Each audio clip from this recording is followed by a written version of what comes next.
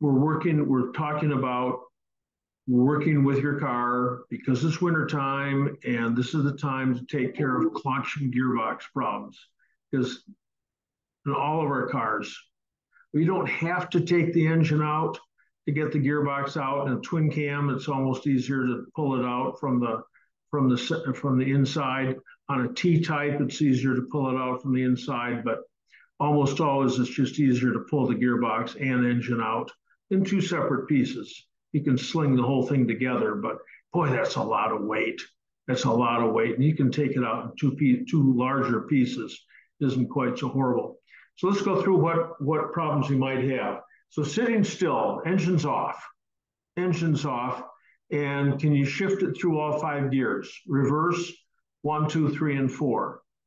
Now, some of the earlier cars with a crash first up through 67 on the MGB and all the way through 74 in a Midget have got a non-synchro first, and those teeth will get blunted pretty badly. They're supposed to have almost a knife edge on them, so that no matter how they start to hit, they'll slip one way or the other into each other. But over a period of time, the more you try to put the car into gear while something's still moving, the car or the gearbox, it'll go, when you try to put it into first gear, it'll rub the front of the teeth off, and they're blunted, and they won't slide. They'll abut, and you go to put it into first gear, it won't go. Now, you put it in second gear and then put it in first, it'll move because everything's shifted.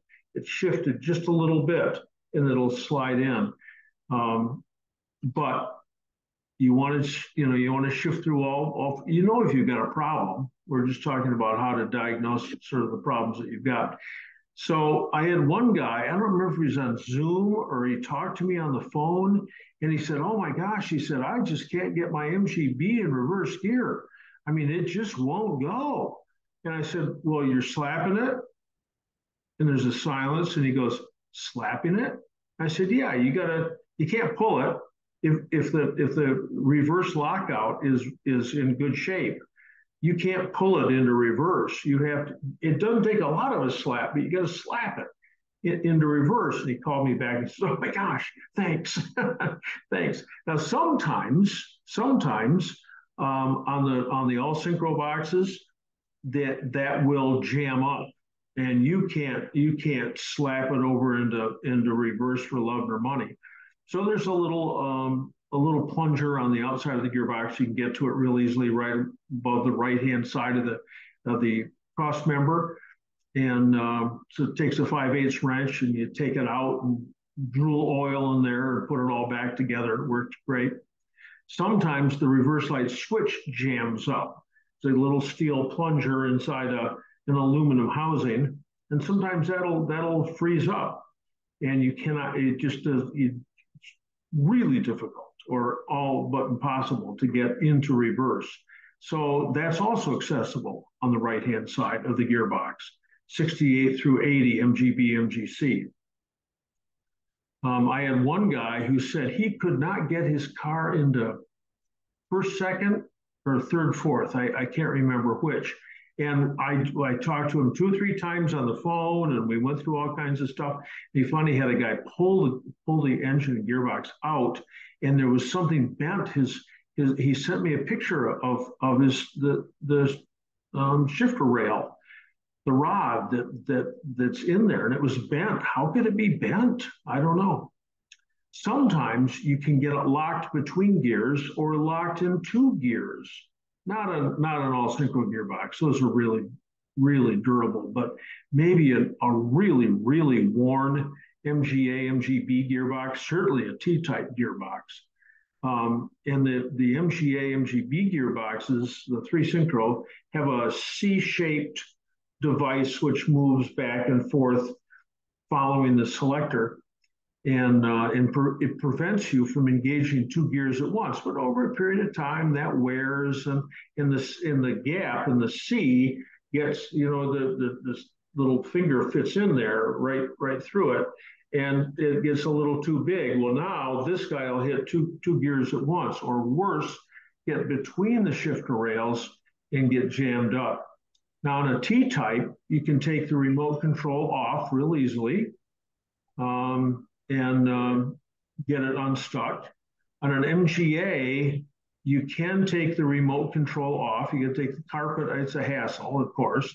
You take the carpet off and take the well, there's sort of an intermediate shroud about that big, and you can get the whole remote control assembly off. Unless you've got one of the first 30 MGAs, they don't have that. Anyway, the remote control will come off, and sometimes you can fix stuff from the top. After all, you always try to go for the easiest, cheapest, simplest stuff first, always, rather than get really, really deep and start taking stuff apart that doesn't need to come apart. So let's say that's not a problem that you've got, and shifting okay. But when the engine's running and you go to press on the clutch, you know, the clutch pedal vibrates. The pedal, before you depress it, you just put your finger on it, you put your foot on it, and you can feel a vibration. Engine's got to come out. Something wrong with the clutch. Any kind of vibration that you get when you're using the clutch requires the engine gearbox to come out. Something's wrong in there. The fork, bolt, and bushing are all worn out, or the clutch is worn out, or the thrust plate is worn out, something like that. If you can drive down the street, and that's okay, then the question is, what about the synchronizers? So you should be able to change 1 to 2, 2 to 3, 3 to 4, 4 to 3, 3 to 2. You never change into first. There's just no point in it when you're slowing down. But it's not uncommon to have the second gear synchro fail in the earlier MGA, MGB box.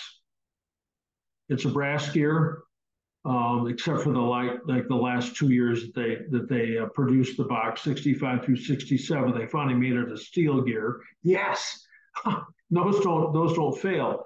But the brass gears do, and the brass synchros do. And over a period of time, you just get to a point where you've got to take the engine gearbox out, take the whole gearbox apart to get down to the second gear synchro. And then when you buy a second gear synchro, you can never be assured that it's going to do its job. So you have to lap it into the gear first. So that's I don't know if I got a video. I think maybe I got a video about that. I can't remember. I think I do. Lapping the face. That's always the truth when you're putting new synchros into a T-type box. You always want to lap the gears together, to lap the synchro to the face of the speed gear, so it works.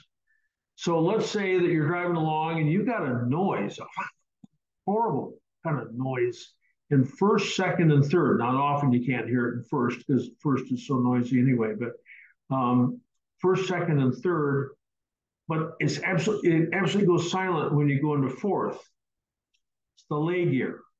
It's the lay gear because the lay gear is transmitting motion in first, second, and third. It's spinning, but it's carrying no energy when you're in fourth gear.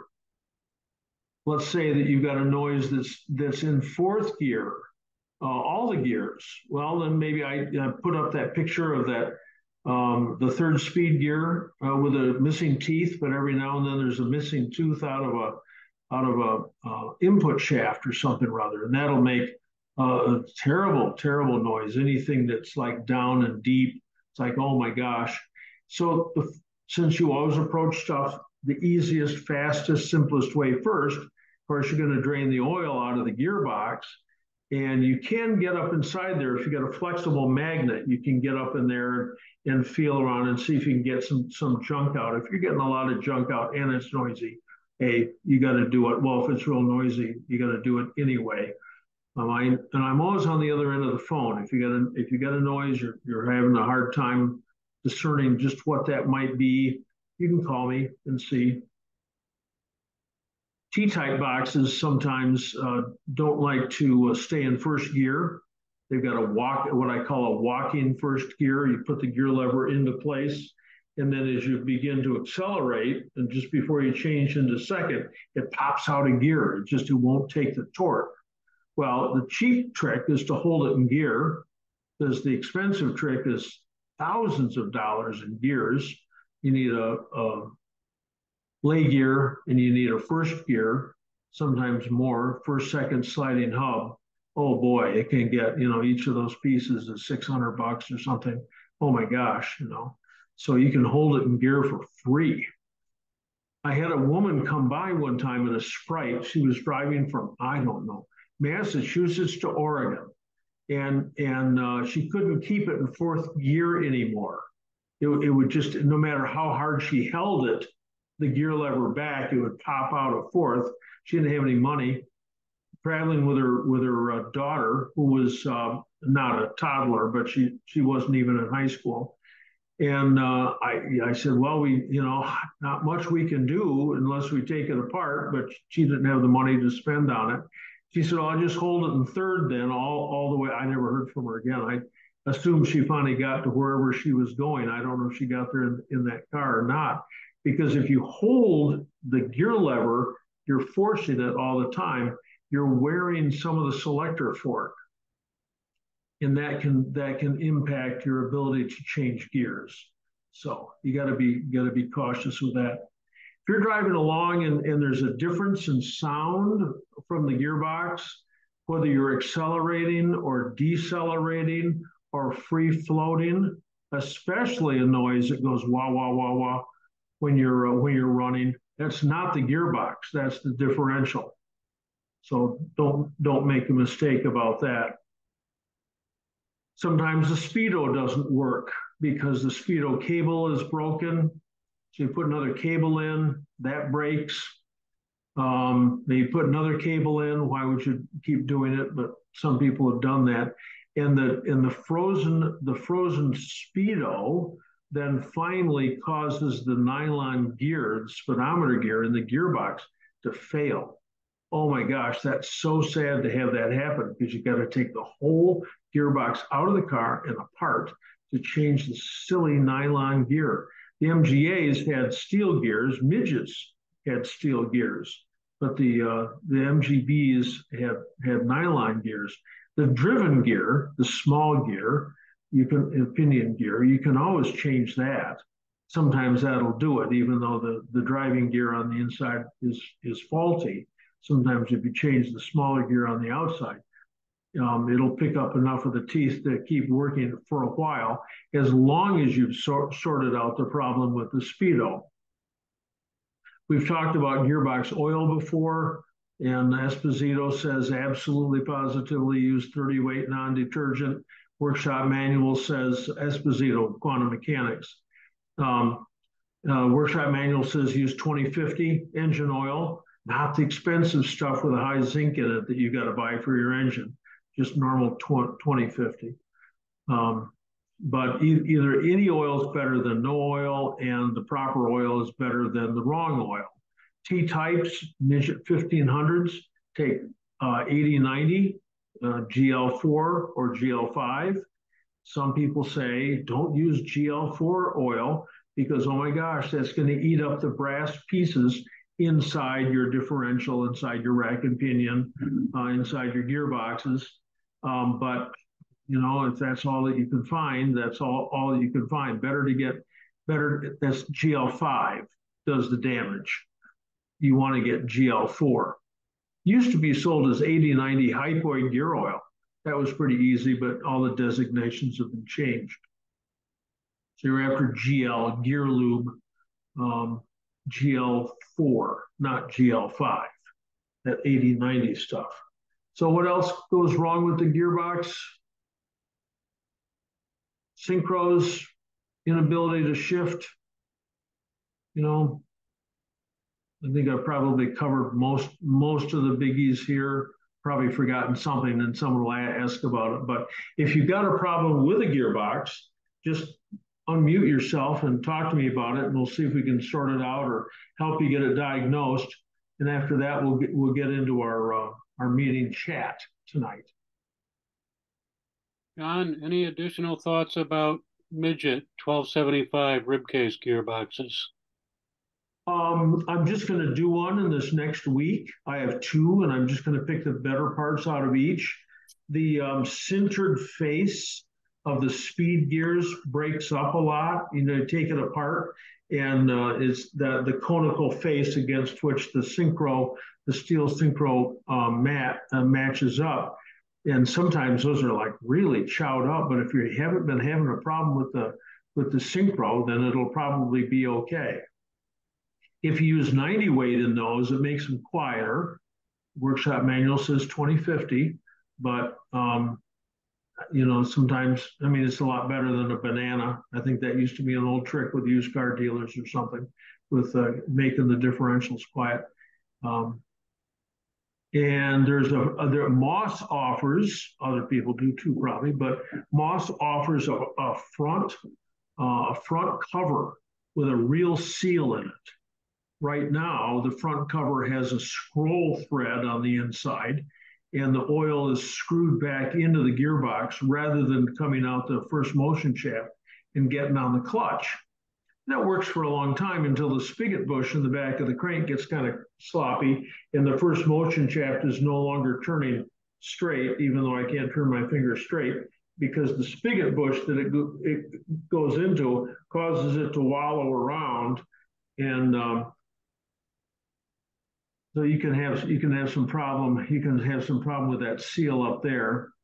When you're rebuilding that 1275, make sure on the center bearing. If you look at the center bearing and the first motion shaft bearing, they look exactly the same until you put them on a tabletop.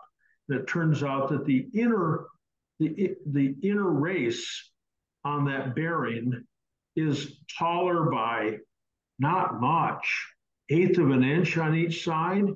But if you use the front bearing for the center bearing, or you order a center bearing and you get a front bearing without that extra distance, your synchros won't work. But that's about it, I think. John, I had a 1275 clutch. Yeah. That, the little donut in the center of the pressure plate came apart, and it felt like air in the hydraulic system. And I chased it for quite a long time until I finally said, that's it, I'm pulling the motor and the gearbox, took it apart, and that thing fell out in my hand. Is that you follow the instructions of doing that, the cheapest, simplest, easiest stuff first. But when that fails, then you go in, because when you put a new clutch in, you got to rebuild the hydraulics anyway. So you rebuild the hydraulics to start off with. But yeah, that's a faulty pressure plate. I mean, it's faulty. It was wrong at the get-go, unless it's like really ancient or something or other. But it's just, stuff isn't made of the same quality as it used to be. And the sales points, I mean, Moss is onto it. And they when they get complaints, and when you do get a faulty part, do contact your supplier and tell them, because sometimes they don't know. I had the most bizarre deal in a starter solenoid for a Midget, for 1275 Midget, later one, maybe 1500 Midget. And it had a tag on the side of the solenoid to energize the ignition system during startup. So this would be 76 through 79. Now you could use it for an earlier car, but it had two spade terminals on it. The one spade terminal was to energize the solenoid. The other terminal was to send power to the coil right at startup, full battery voltage. But they'd been wired so that the spade terminal to take the power into the solenoid, that was okay, but it wasn't grounded internally, and it was grounded through this other spade. And I had this guy call me up, and he could make this thing work when the key wasn't on by energizing, but as soon as you turn the key on, it wouldn't work, and because it was made wrong. And I said, I'm coming down with a test light. I got to sort this out. And I called the supplier, And I said, hey, he's got SRB something or other, and relay and solenoid. And I called the supplier and I told him exactly what was wrong.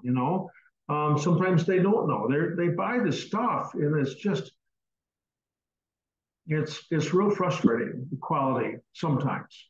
Does it make sense to try to seek out Borg and Beck clutches rather than just ordering whatever it is that gets made overseas? Well, Borg and Beck is just a name which somebody bought. So it's not a Borg and Beck clutch. I don't know where it's made. Guadalajara, Xinjiang. I have no idea where the clutches are made, but like Lucas, you buy the stuff in the Lucas box. Somebody bought the name and uses the name to sell electrical parts. So it's not Lucas anymore. It's so the only thing you can do is ask your supplier and say, look, you had any complaints on these? Of course, they will all tell you no, but they will all be aware that you've asked. So yeah, that's a pretty bizarre problem. So. Hey, John, this is Judd. Yeah, Judd. Sorry, Doug. I'll get back with you, Judd. Just a quick comment. Buddy of mine and I rebuilt the transmission in my T-type about 2 years ago, and one of the problems, many problems, but one of the problems was it would not stay in second gear except under load. As soon as you let off the accelerator, it'd pop out of second gear. And it had done that ever since I got it. When we took it apart, and I've got a picture up here of it, the shaft that these indentations, they're spring-loaded balls that when you put it into gear, drop into that slot and hold the shaft in place. The shaft would not go far enough for the ball to drop in to the slot. And I actually ordered another. I thought maybe it was a defective shaft. So I ordered another one, and the slots are in exactly the same spot. So somehow, and I don't know, we ended up modifying the shaft to make it work, and it does. And it had. I just lost you there. You lost your space bar. Sorry, by filling in the slot and making a new one. But somehow the transmission or this got distorted so that no longer fit. I have no idea. I'm just throwing that out as crazy. But the only solution that would work was to change the dimensions where that slot is in the shaft. Yep. Yeah. Almost always everything works out okay. I mean, just before I answer the question about the 1275 gearbox, there's a particular fault in the 1275 gearbox that it overthrows. You put it in first gear and it pushes the sliding hub so far that the balls pop out. Not all the way, they're not rattling around inside the gearbox, but just far enough that you cannot get it back together unless you take it up to about 6,000 RPM and just pull on it like your life depends on it, and then you can get it back into second or neutral. I had a guy call me from, I don't know, North Carolina, someplace or other. He was traveling from Michigan, and he said, I'm jammed in first gear, and I'm 1,000 miles away from Grand Rapids. What am I going to do? And I said, run the thing up to $6,000 and pull on it like your life depends on it, or like you got to have the car towed if this doesn't work. And it worked. I had a plaque in my old shop. Thanks. It was a thanks. So anyway, yeah, that's a particular fault. So when you're rebuilding this stuff, you have to pay attention. You have to look. You have to look at gear alignment, so forth. You'd think with big steel things it wouldn't be a problem, but it was. I'm not going to use up any more time right now, but I'm going to put a picture up of the tool we made for that multi-gear set that's got the balls in it in the T-type to get the balls back in. And if anybody's working on a T-type and needs to borrow it, contact John and he'll contact me and you can borrow it. It's a weird tool that MG used to sell, but I doubt they're available now. So Done. I have a 70 midget that will stick in first, and all I found I need to do is pull on it with one hand and then use my other hand to smack my first hand, and I can pound it out of first gear. I've had to do it twice now. Rather than just pulling. Okay, all right. I pull on it and put a good load on it, and then I just like smack my hand and it'll pop out. It's worked twice, and I'm very gingerly putting it in first. So yeah, okay, all right. I'll remember that. That sounds good. The same story as the guy trying to get his MGB into reverse, and he couldn't do it without slapping. Very neat, very nice. And there's that tool I was telling you about. Oh yeah. Okay. Yep. Very cool. So Doug, you're here. Yeah. Earlier you mentioned about the guy that you talked to that couldn't get the car into first or third. I'm that guy. You're that guy. It turned out I'm that guy. Yeah. As we pulled the engine and the gearbox, it turned out to be the interlock arm, which here's the old interlock arm, which you probably can't see very well, but there was a hairline crack in one of the knobs at the top, and they don't make these anymore. And after talking with you, John, you referred me to the guy in Arvada, Colorado, and he had 2 of them used, and I had him send me one, and we got it into the gearbox, and it worked. But it's a very strange thing that happened, as apparently these things never fail, but you never know. Doug, that is the rule. And in my gearbox rebuilding information, I've got the what the gap should be. So you put that in a vise and you squeeze it and bend the gap up just a bit, and then I know it's a 5/16 drill bit or 11/32 or what, but there's some size that you roll through there just to make sure. But yeah, that's very fascinating. Thank you. You're from the greater Toledo area. That's right. Yeah, I remember that whole thing. So, and the Judd's tool that he made up there, you can make from an old sliding hub. I had a whole set of those. But anyways, so if anyone's doing a T-type gearbox and needs an assembly tool, Judd's got one. Just get in touch. So we got any more gearbox horror stories here? John, I got a question for you. I've got a 1275/74 midget. I was teaching my 16-year-old son how to drive, and he went to upshift from second to third and missed first gear a couple of times. While I noticed that my gear oil was, and the trans was a little low, about a week and a half later, I was on a rally, and about halfway through the rally, I lost my ability to shift. So my question is, I've refilled the oil, I'm babying it at the moment. Could he really have done that much damage in 2 or 3 missed shifts that the synchros have gone completely out on this car? Well, I mean, briefly. I mean, he went as soon as he got. The secret is not to blame him and just say it happened while he was driving. Well, no. Well, so the thing is, he helped me rebuild the car. So he understands that if he's damaged it, he's got to help me pull the engine back out. Well, he's got to help you anyway. So, so if what you're telling me is that the synchros do not work. All of a sudden, it seems to be like intermittent. Like every once in a while, they don't mesh completely. So, like it's a. But you can always get it into first when you're sitting still. Yeah. And you can always get it into reverse. Yep.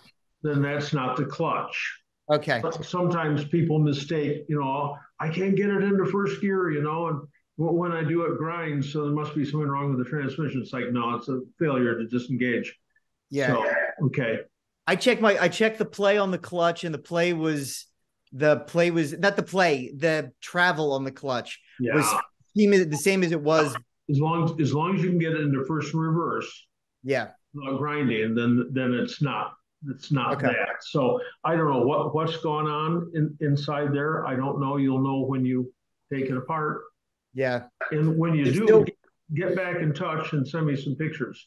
So there's no way to inspect the synchros without pulling the trans. No. I was just hoping some magical viewport that MG put in their trans, something that would be nice to have been able to see. Okay. Thank you. Hey, good luck. Good luck. Thanks. And thanks for teaching your son to, even though it may have suffered some damage at his hand, or at least it happened while he was driving. That's more important that he drives that car. So well, that's the whole reason, because he's grown up. He's grown up with that and the 60 right-hand drive bug-eye. Okay. And we figured we're going to start him on the Midget and then get him onto the bug-eye later on. But yeah, he'll get there. he can get a job with the USPS delivering mail on a rural route with that. Yeah. Yeah. Okay. Thank you. You're welcome. Do we have any more questions about clutches or gearboxes? Yeah, John, I've got a T-type that's just starting to pop out a gear in third when it's unloaded. Yes. Is that a gearbox problem, meaning I got to pull it? Yes. Or? Yep. But there's a cheap trick. So Pat Garrity, I'd never heard of this before, and I think it was October. We just talked about gearboxes. We talked about clutches. I don't remember when Pat told me about this, but the T-type has a cover. So right away, the seats are out, the floorboards are out, and the tunnel's off. But then, rather than taking the gearbox out of the car, you take the cover off. And at the rear of the cover is a little section that protrudes upwards. It's got 3 holes in it, and those holes hold the springs that hold the detent balls. So you can drill all the way through and thread Allen set screw, thread for Allen set screws, or bolts. I think bolts would stand up too high and get in the way of the cover. You put Allen set screws in there and tighten up that spring just to the point where it's all but impossible to shift it. And that will hold that ball in the detent, and it will hold it in gear from slipping out. You can't do this with any other gearbox, but you can do it with a T-type. And contact me tomorrow. I'll talk to you some more about it. We can look in the Moss catalog and point at stuff. And so we're both looking at the same diagram. It's awfully hard to explain this stuff, but there are 3 springs. Above those springs, there's just metal. You can drill through that metal, tap it, put a set screw in there, and you can tighten up those balls, tighten up those springs and balls as much as you want. So that's the cheapest, easiest solution. Yep. Thank you. You're welcome. Hey, John. Yes. On my B, my 73B, I've got a dipstick on the side of the transmission. Is that accurate? Yes. Great. Thanks. They're awful. They're awful to use. Yes, it is. So the dipstick has got 2 O-rings. That's overkill. Get rid of the bottom O-ring. So now you just got 1 O-ring, and make yourself a tool. Now that tool can be as fancy as you want, or as simple as it can't be coat hanger wire. That's too soft. Bends too much, but something a little stiffer than that, and just make a hook. You can go down there and come up to a handle. Geez, Tucker Madawick made me one. Oh my gosh, it looks like a factory tool. Just reach down there and just pop it. Some people put a piece of rope on that dipstick and leave it underneath the carpet. So you pull the carpet back, grab the rope, and pull it up. And of course you pull, all of a sudden, well, I guess the trick is to slap. We're all about slapping hands today, is to pull on it and then slap your hand and get it up out of there. Because if you pull real hard, of course, it'll finally come loose, but then your hand will find all the ends of all the exposed screws underneath there and tear some new holes in your skin. So, but yes, it's just they're just a bugger. Angled slip lock pliers can pinch the loop, and for pulling it out and for gripping it firmly to push it back in. Okay, all right. John, we use a strong zip tie, a couple of them, and that works pretty good. You still got to yank on it, but it works. All right, so that's not unlike the piece of rope then. Okay, but one of the tricks is to take that O-ring off. So, and by the way, I did get Bob. I did get a notice from Overdrive Repair Services that it's on its way, but I don't have a tracking number. But I'll stay in touch. Okay, good. Thanks. Yep. More Gearbox. John? Yes. So I was getting grinding in first, second, and third randomly. Fourth was purring like a kitten, but of course, as you say, wintertime's the time to do it. So my engine and gearbox are out, and tried taking the gearbox apart, and like, do I need to heat it to separate the two halves? Because I'm only getting about a little more than a quarter of an inch separation between the bell housing and the other section after all of the bolts have been removed, and it just won't pull apart. Okay, so a couple of crowbars, but you've got to stop before you break something. And the only reason it would be stuck is if the first motion shaft had somehow or other welded itself to the spigot bush, and the spigot bush was coming back and hitting the clutch disc, which means that if you can get through the starter motor hole from the backside and undo the 6 bolts for the pressure plate, then maybe it would slip apart. What year is this? 61. It's going to be real hard to get to those bolts that hold it on. A couple of crowbars, something like that, and just try to do it as carefully as you can, because you don't want to damage the aluminum case. If you do a little bit, it ain't going to hurt anything, really. I mean, it's a great huge case, but geez. This is pretty unusual. I don't have an answer for that. I don't, except for the spigot bush and the first motion shaft welding themselves together, which just doesn't happen. But this is 70 years down the pike here, 60 years. It's like, something's going on. I'm fascinated. Stay in touch with me about this. It may need just usually the engine's sitting on the ground so heavy, and you just grab the S end of the gearbox and jiggle, and it slips right off, but you don't want to have the gearbox loaded. You want to have it something underneath there, a long piece of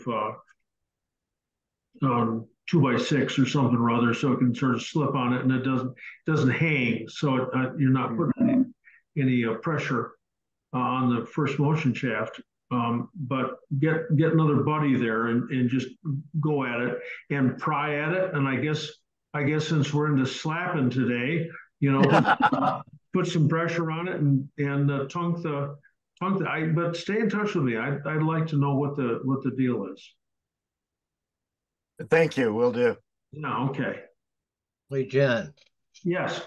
Bill here with 74. I had a clutch replaced by a guy. Before I had this guy do it, I had got a quote from someone else, and he said he was going to cut the cross member to put the clutch in without pulling the engine. You ever hear that? Yes. Oh, is it common or is it? No, fortunately, it's uncommon. There's you've got overdrive or straight gearbox. It's a straight gearbox. Okay, so you can remove the gearbox from your car without cutting that support piece underneath. The Japanese were so smart. I mean, they didn't put that support piece there. You can work on the car from underneath. How novel is that? Yeah. But you can take the gearbox out, and once you get onto it, it's so much faster than taking out the engine. But the first time you do it, it takes about 5 times as long because you got to take the remote control off the top of the gearbox sort of blindly, and then roll the gearbox around and pull it out. It's just a horrible job. It's just take the engine and gearbox out. I didn't have the guy. I hired another guy to do it. He's $100 more, but I didn't want him cutting underneath the car. No, and then even if you cut it and put it back in place and weld it back in, it's not as strong as it was to start with, of course. That's virtually, yeah. Okay, thanks.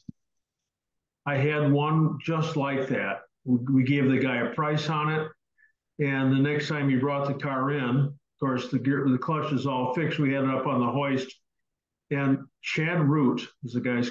I remember the car. This is probably 1983. You know, I remember it real distinctly. You know, and it's like, what did you do? It's just all my buddies says, we'll just cut that out and take it right out. Well, worked great, you know, but the car is, you lose the torsional rigidity. Yeah. You don't want to mess with structural beams, you know. Yeah. Interesting. So we're up to 8 o'clock. Do we have any more questions about clutches, gearboxes, unusual about MG 1100? Well, I'll go for it. How to get the flywheel off how to get the flywheel off? Ask me that, but you probably already know that. That's not my problem. Okay. You know, you're probably aware I'm doing a upgrade conversion on Ryan's 1100 to a 1300. Okay. So I rebuilt the engine. I've rebuilt the gearbox, everything. Actually, I'm in the very final stages of putting it together. Everything is complete. And I see the clutch arm on it is so far from the slave cylinder that the rod will not even engage the slave cylinder. Now, I have put it together with an MG 1100 flywheel. My 1250 or 75 flywheel was kind of flagged by my machine shop, but I'm told they're the same. Okay, I put it together. It won't reach. So I pull the back plate off of another 1275, put it on. Same thing. There is too much distance between the thrust bearing and the diaphragm clutch plate. So I thought, okay, I pulled the flywheel off. I put the unserviceable flywheel from the 1275 on it, put it all back together with everything the same parts, and then it's perfect.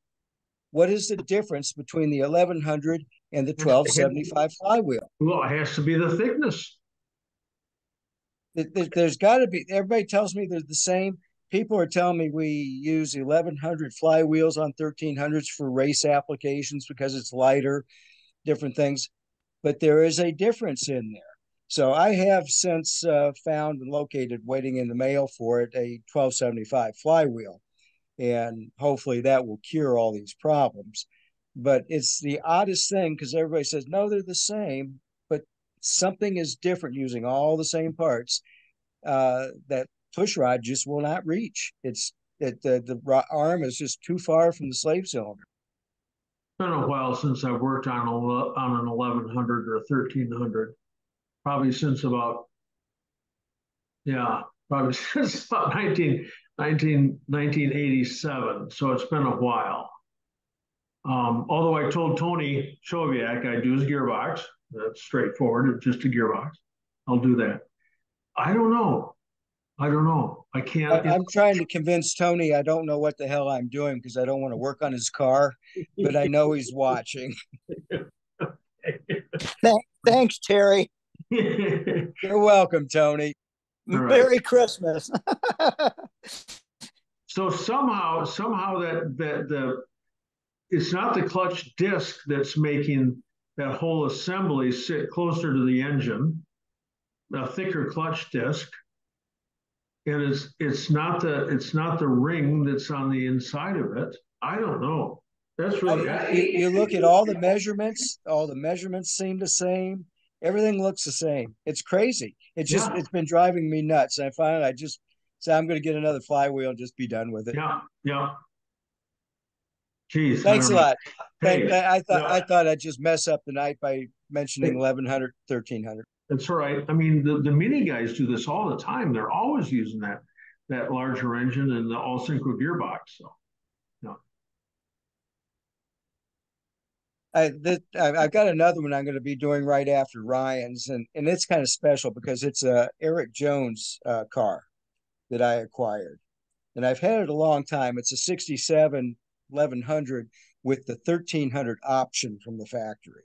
Oh my! So it was a transition car because they had 1100s with the option, and then in '68 they were 1300s. Right. So 100 round for an all synchro gearbox. And when did those come in? About 68, 70, right in there. Well, the '67 I have is a 4 synchro. It is okay. Right. The one I'm doing for Ryan is a 3 synchro. Okay. But the other ones I have all seen are 4 synchro. Yeah, those are real nice. Yeah, all those Austin Americas that were in this country. I mean, oh my gosh, that was such a nice power plant. So it was actually a pretty nice car. You never ever see an Austin America anywhere, especially not an automatic. And Glenn has a trick to fix the automatics so they last longer, the clutches. But it's automatic transmission stuff, and since no one's asked, I don't need to get into it. Thanks a lot, John. Merry Christmas, and to you, Tony, also. Yeah, thank you. So, any more questions about clutches or gearboxes here? John, let me address something. The guy that was asking about separating his engine and transmission, John pointed out that if it's on the floor and the transmission's dropping, it's going to jam in there. That front shaft will hang up in the pilot bearing. Well, it's also possible if they pried it open and it's farther over on one side. So you got to look at it all the way around and make sure that your gap is the same, because you could be jamming that front shaft in the pilot bearing either up or down or side to side. It seems unlikely, but it's possible.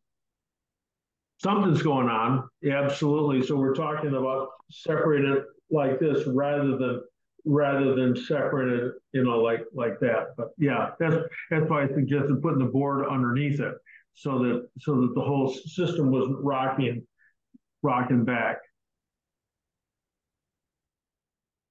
I'm John, interested in know, Glenn. Yeah, I'm out here in Maryland with the MGs of Baltimore Club. Yes. Got a 1622. I pulled the gearbox out of it because I lost the ability to shift second and third gears. I had first and fourth, but second and third neither gear would go into gear. I limped home on fourth gear, pulled the gearbox, put a 5-speed back in it because John up at Quantum told me it was about going to be the same price to put a 5-speed versus rebuild the 1622 gearbox. But it sits on the floor, and I'm curious about figuring out how to take it apart and inspect further. The part that fell out was actually a bronze. It looks like a spacer with teeth towards the center direction. So you lost. Just a minute. The main shaft broke. The main shaft fractured. Very odd, very, very odd. So I have a set of, I'll just like last week, I said, if you're rebuilding your engine, send me a note, send me an email, and I'll send you the instructions. I also have Gearbox instructions for those boxes and for the all synchro boxes and the T-type boxes. And I'd be happy to send those out. All you do is send me an email, and I will respond in a reasonable length of time, and send you instructions for disassembly and reassembly of that box. But the problem with yours is that the main shaft is snapped. I've seen that twice. That sounds deathly. It's weird. I'll give you that. But all right, I'll send you an email. Thank you. Okay. Any more questions? Clutch or gearbox? John? Yes. All right. Brand new to MGs, 6 months with the car, driving it a few weeks back. And while I'm driving it, all of a sudden I can't shift. It'll come out of gear, can't go into any gear. When the car is turned off, I can manually move it into all 5 positions. But when the engine's running, it goes nowhere into gear. What year model? I apologize. Should have said that up front. 79 MGB. So do you ever have a problem engaging reverse? You depress the clutch and it grinds trying to get it into reverse? Not really. I was the guy who first looked at the car for me, a mechanic, experienced, the slap treatment for reverse, and it's worked all the time for me. So I can't say there's a problem with reverse that I know of. Well, you always do the cheapest, simplest, easiest stuff first. So what I would do is the hydraulics. Now, about the clutch hydraulics, there are 3 major parts, really 4 parts, but 3 major parts that you can get to on the outside. The master cylinder, and then the part we're not going to talk about, which is the steel line that goes down to the flexible hose, and the slave cylinder. If the slave cylinder leaks, it's bad. If it's bad, it leaks. So if it's not leaking, it's okay. You pull the boot back and look in there, and there's fluid in there. Time to put a new seal into it, or buy another unit. They're pretty inexpensive. The problem often is the master cylinder, and sometimes after a bunch of use, it doesn't want to work so well anymore, especially when it gets hot.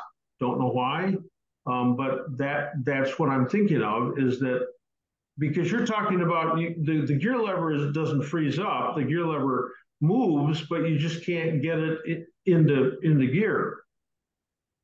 That's correct. Yeah. Okay. So I'd rebuild the master cylinder, or pay the long dollar and get the real one. There's a cheap master cylinder that's on the market, that it takes 3 people to bleed, because someone's got to be standing there pouring the fluid in it as you're bleeding it, because it's only good for like 1 or 2 bleeds, and it goes empty again. They work once they're all bled out. They work okay. They look horrid. They're hard to make work. Spend the extra money. You can always take your existing cylinder, just keep in mind too, you can always take your existing cylinders and send them out to someone who re-sleeves the inside of the cylinder. Very expensive. That's, $250 versus buying the new one that looks like it comes in a Toyota for $38. I mean, it's just but always spend the money where you can for quality. So, but that's what I would do first. I think it's a heat issue, and I don't think it's inside the gearbox, because the gearbox works okay sometimes. It's just when you get going and it gets warm. When I played with it, Say again, who else is coming in here? I said release sparing also, John. I've seen those go when it warms up and just does not have quite enough throw. Okay. All right, but the release spring stays in the same. Well, all right, okay. I won't argue with you, but I don't understand it. I don't agree with it. But it's possible. When it wears down, there's okay. just not enough all right. distance left anymore. Okay. John, can you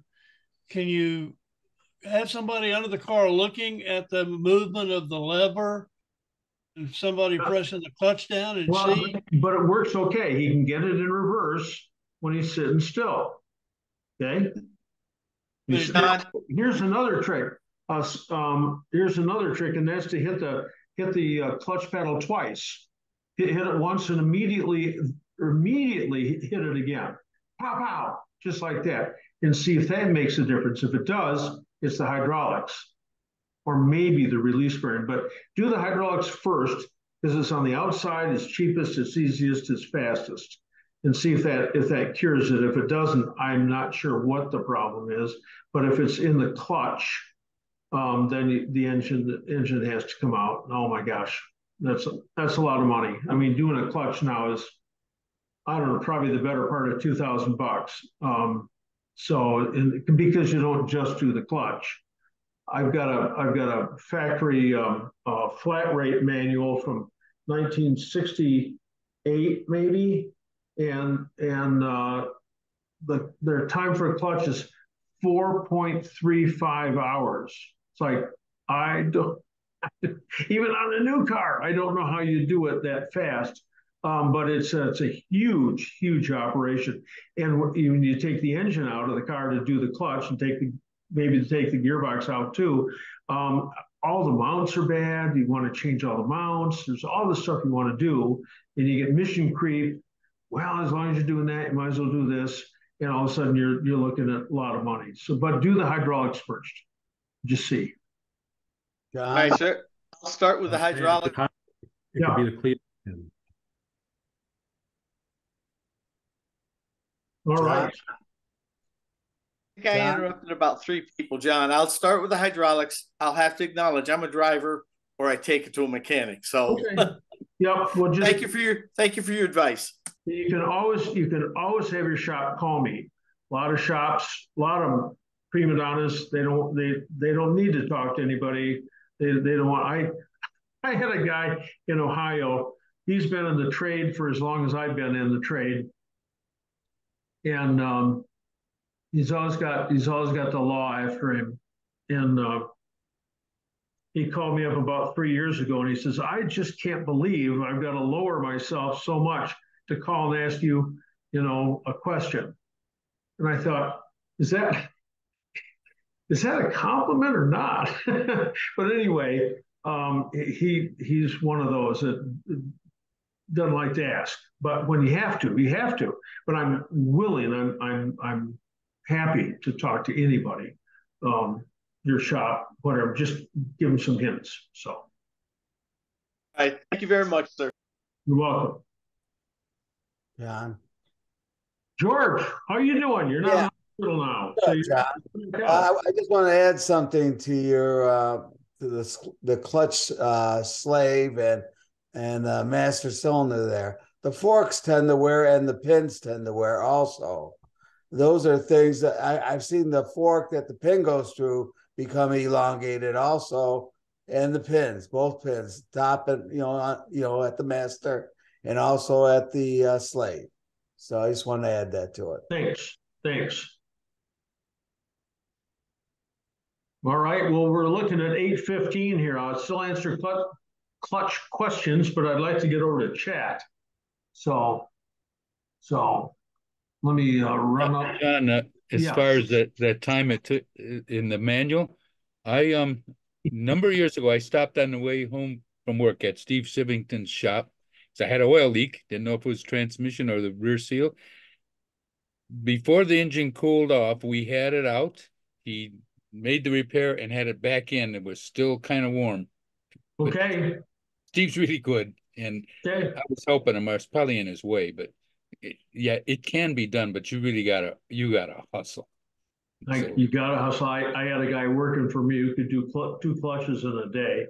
He was traveling in Texas and had a problem and had to change the bearings or had to change the crank. Had the engine out, engine apart, changed the crank, certainly changed the bearings. I don't know if he changed the crank or not, had it all back together. Drove it out of there that night, and the owner of the shop said, "No, dude, I want you to stay. I want you to. Texas is a nice place to live." He wanted him to stay. Yeah, yeah. Oh, okay. Here we go. Chris McComb. I don't want to get into a religious discussion about SU versus Weber, but I've got a 45 DCOE on my 42B. Have you done a video on tuning these? Currently, my jet is 140, air correction's 210. I think the air correction is way too big, so I've ordered a variety of smaller jets to test one at a time. I promise, thanks. You can order all the jets and you'll chew up $400 in a nice little box of stuff. If you talk to Pierce at Pierce Manifolds, he'll tell you the size that everybody's using. Then if you're like, I don't know, in Denver, and you get a lot less air or something or other, but Pierce at Pierce Manifolds in California, he's the guy who's got all the information.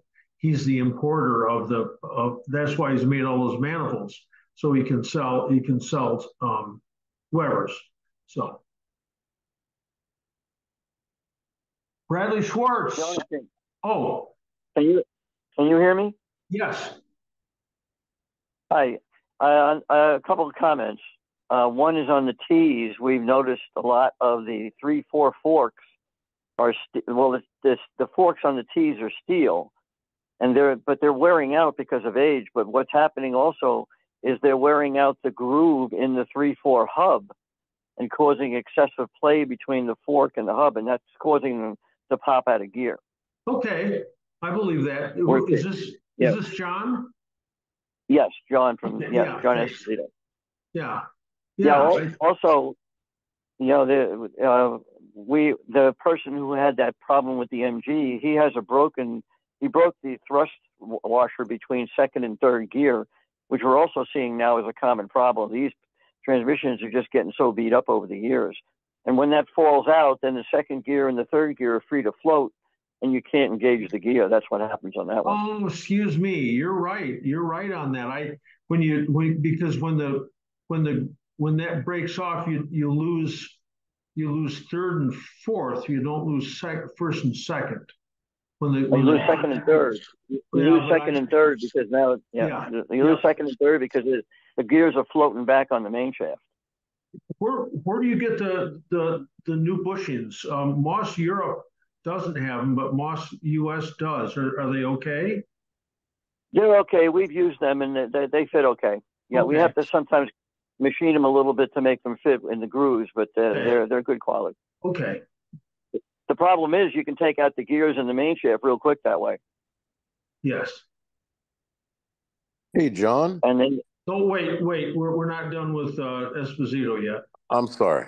Yeah, I also wanted to reinforce that a lot of people look at the hydraulics as the problem, and sometimes, like that other person said, it's the mechanical part that's worn out. The clevis pins, the holes are ovaled in the clutch pedals, et cetera, and we had some cars now that have 2 or 3 inches of movement before it even engages the master cylinder. There's so much play in the mechanical linkage.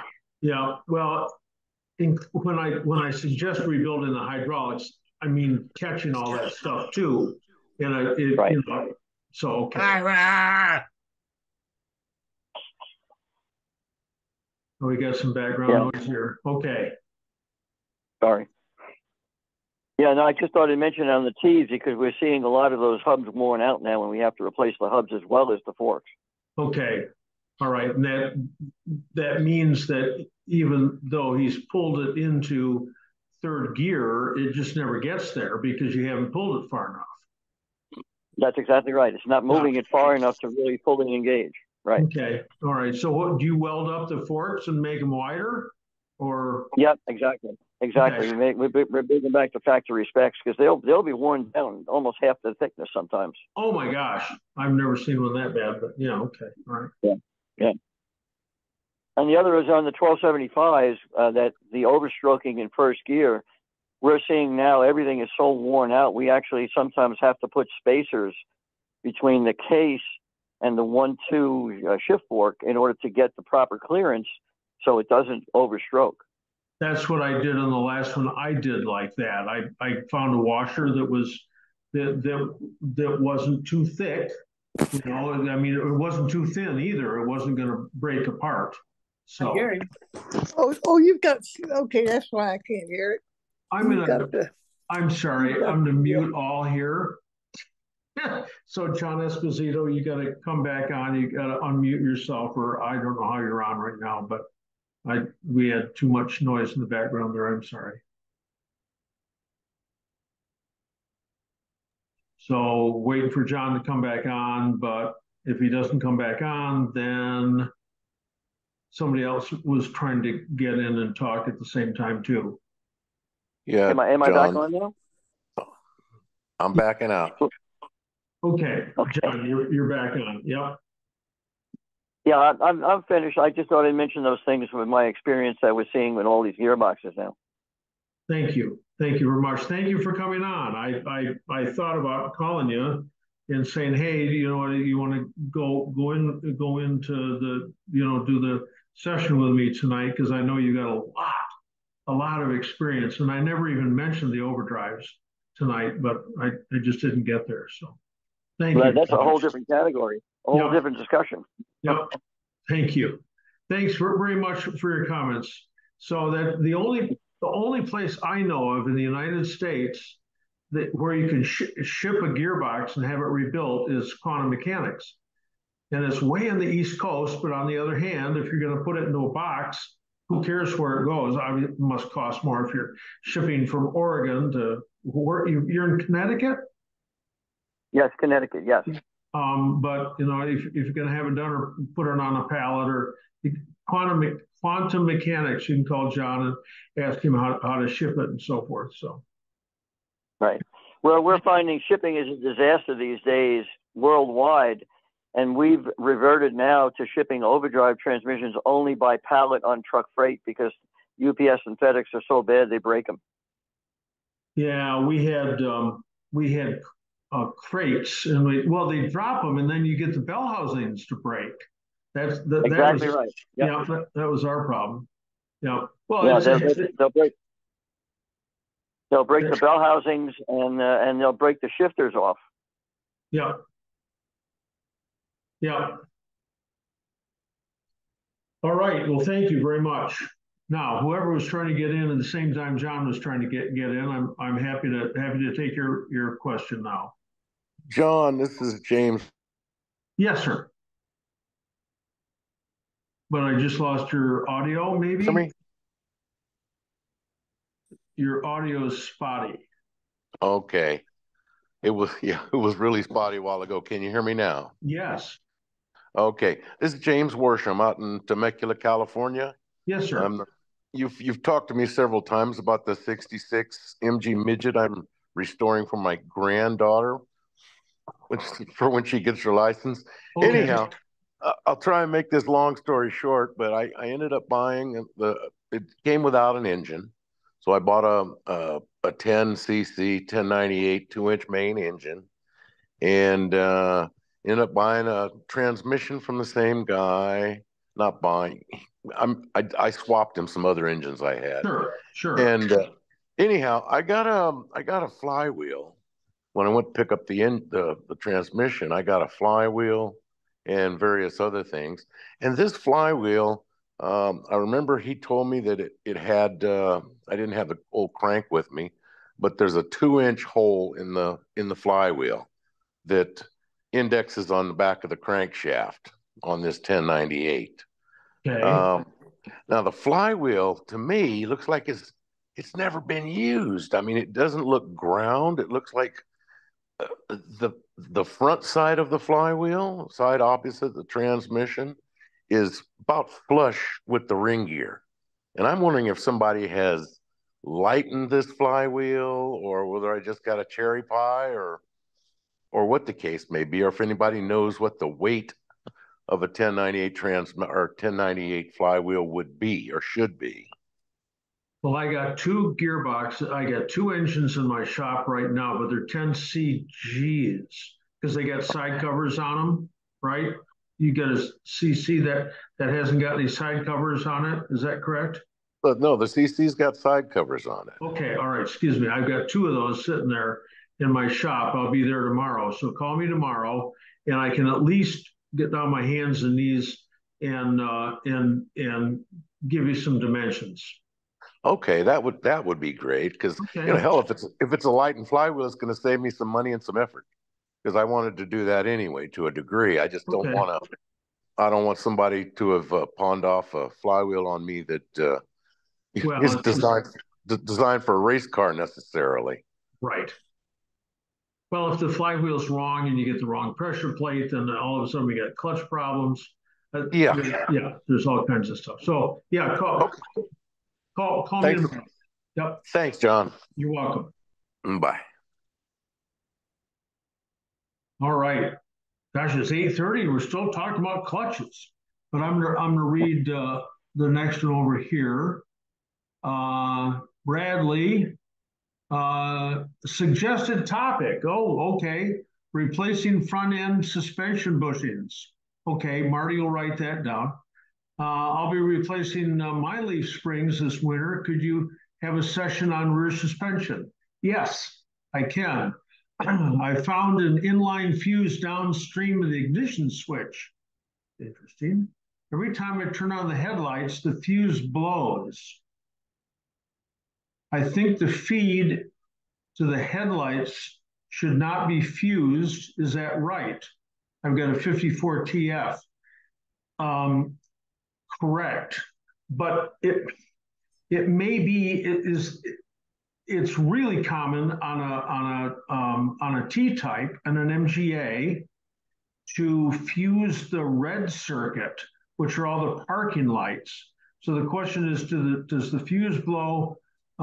This is John who's written this. Does the fuse blow when you turn on the parking lights or the headlights? Just the headlights. And it's been jerry-rigged. I've had the car 2.5 years, and I'm finding a lot of runs of wiring that they've made it work.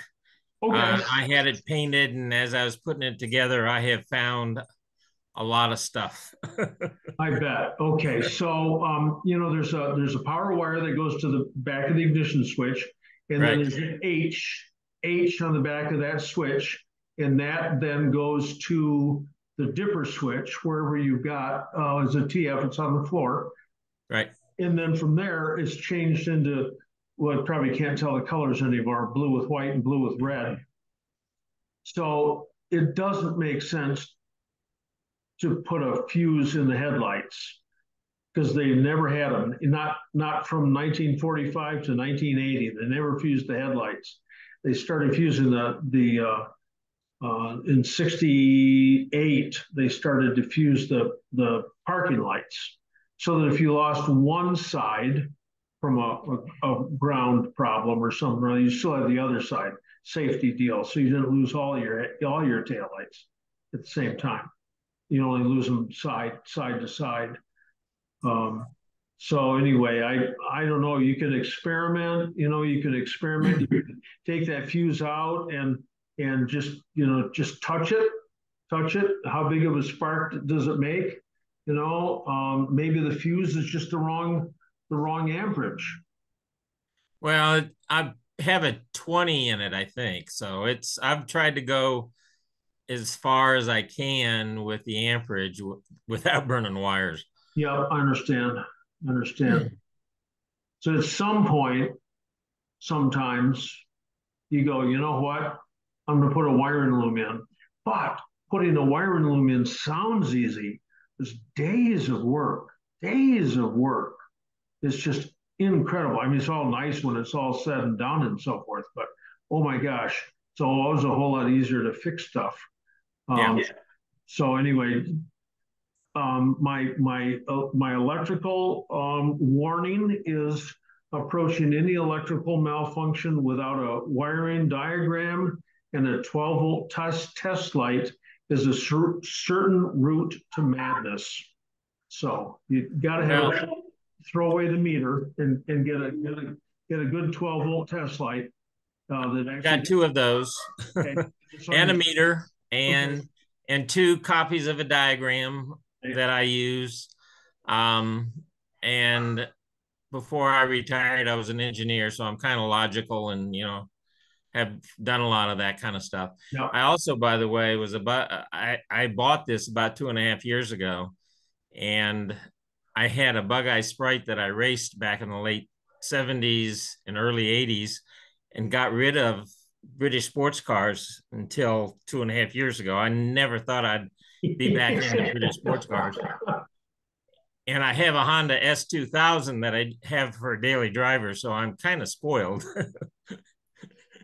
Yeah, I know people call me up and they say, boy, the brakes on my MG just don't feel right. And I said, what do you drive usually? And it's some American car with the brakes that you think about them and the brake lights come on and the car slows down, Yeah. It's like, well, no, I mean, there can be brake problems, but sometimes it's just what you're used to or how difficult it is to turn the steering wheel. So, right. All right. Well, thank you. You'll get there. Okay, Marty's got some stuff here. Chris McComb. How about a session on rebuilding lever shocks? Oops, how about not? No, I'm not going to do that. No, you can send those to Peter Caldwell at Worldwide Imports. I never had good success doing those. Peter, please clarify the process of aligning the camshaft and the crankshaft sprockets. It is simply placing a straight edge across the sprockets. Do I have to measure for clearance between the straight edge and crankshaft? So yeah, on the tabletop, just on the tabletop, don't do it on the engine, just do it on the tabletop and put the chain on so you think it's right, and then put a straight edge through the center of each gear, and the dot should be right along that same straight edge. If you're off by a tooth, it's a lot. You can see it a lot. I mean, the teeth aren't going to be perfect. Not the teeth. The dots aren't going to be perfectly in line. They don't have to be. They just have to be along that line. And then hold it tight. Don't let a loop move. And hold it tight and put it on the crank. And if you put it on the crank with a keyway at 12 o'clock, and then have your cam set so that the keyway is about 1 or 2 o'clock, then you can fiddle back and forth and get it into place. Yeah, but my question goes beyond that. Once you have the sprockets and chain installed on the motor, you put the straight edge. One article I read said there must be 0.005 of an inch clearance between the crankshaft sprocket and the. So that's what I'm referring to. You do this without the chain, and you want those babies in line. Let's see if I can. You don't want them like this. Right. You don't want them like this. You want them in line. Okay. And those are 3,000 shims you buy for the crank, and you keep stacking them up until you're in line. But do that. So that means you got to put the nut on the front of the cam to tighten that up, and you got to put the pulley and the nut on the front of the crank. And then same reason. A little steel rule, 6-inch steel rule. That's what I use. But and then if it's flush on both ends, we're good pretty much? Yeah. Perfect. Thank you, John. I appreciate it. Thank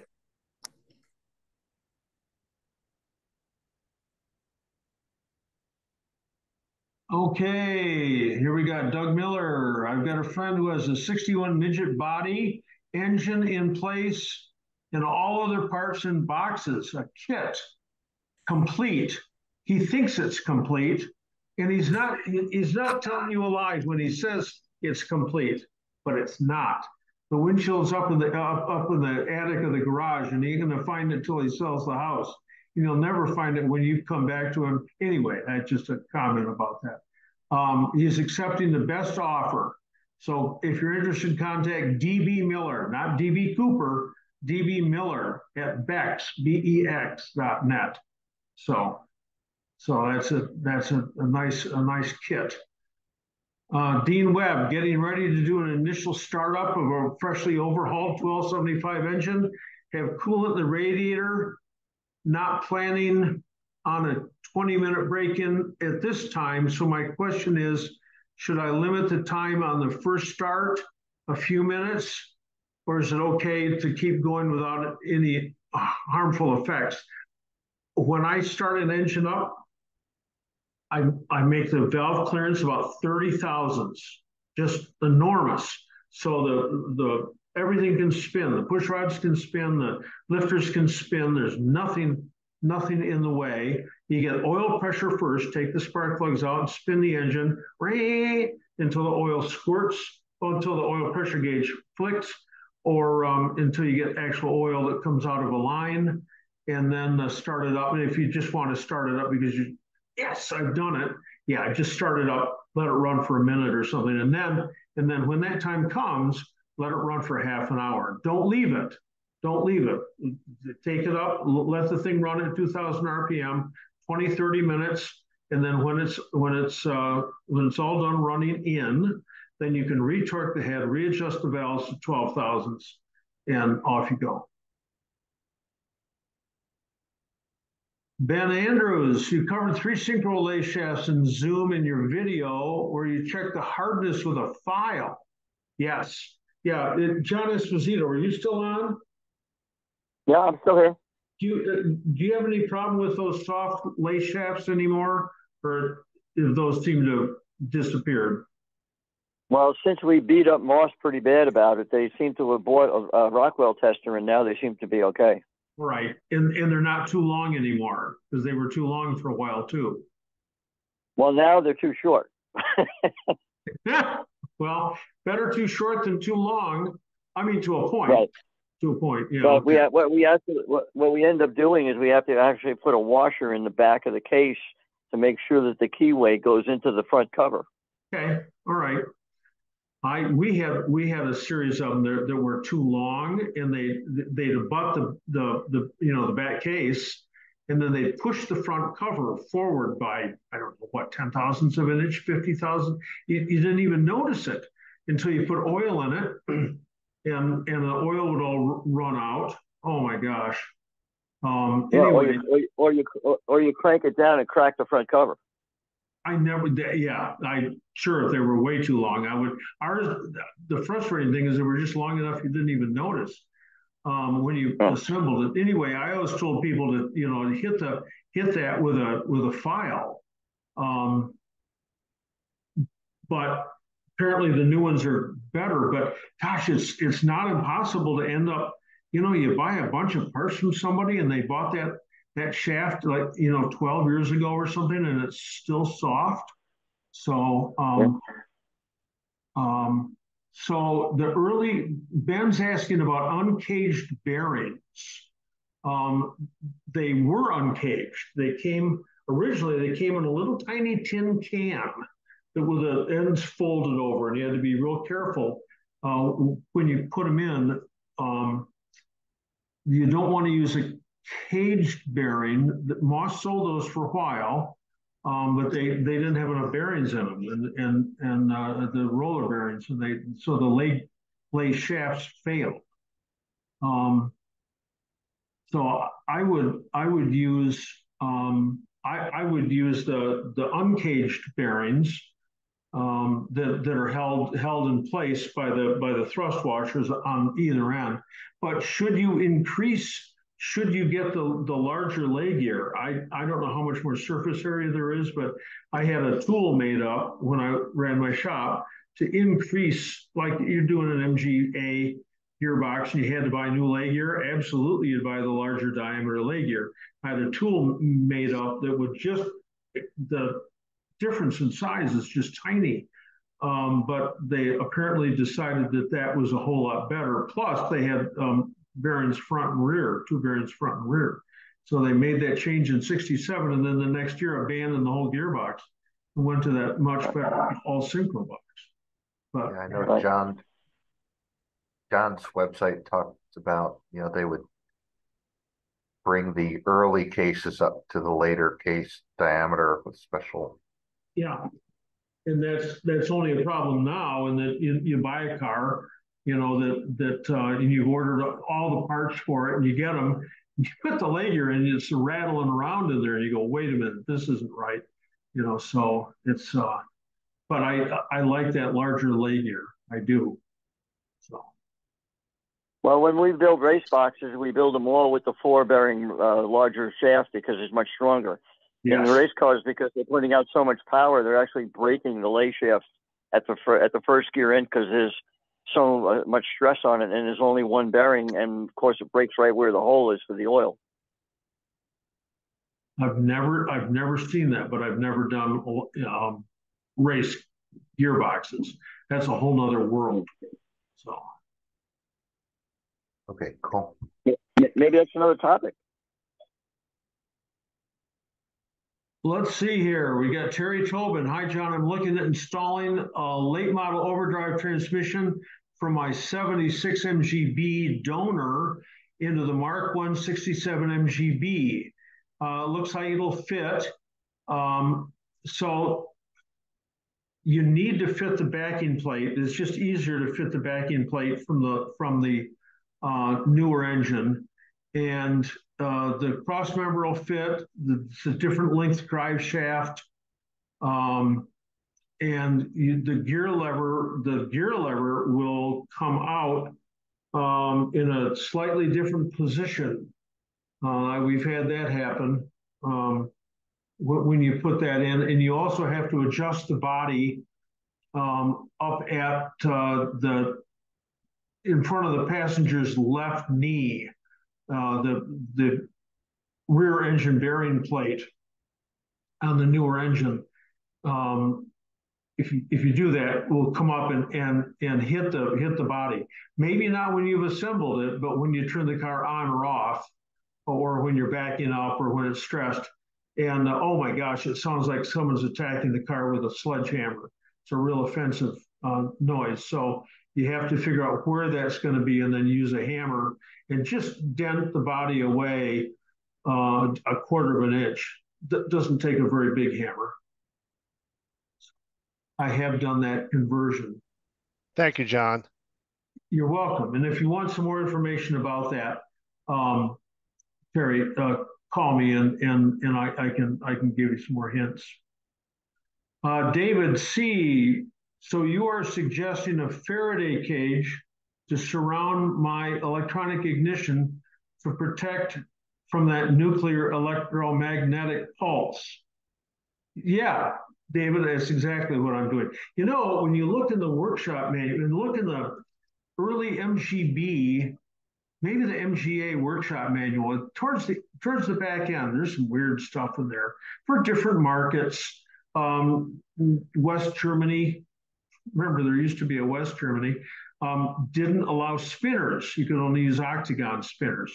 So there was that. But the French cars, oh my gosh, the shrouding that you had to use on your ignition system for a French car so that it wouldn't produce any high frequency.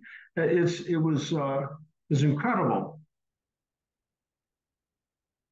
Let's see, Chris McComb. I coach drivers from time to time at the track.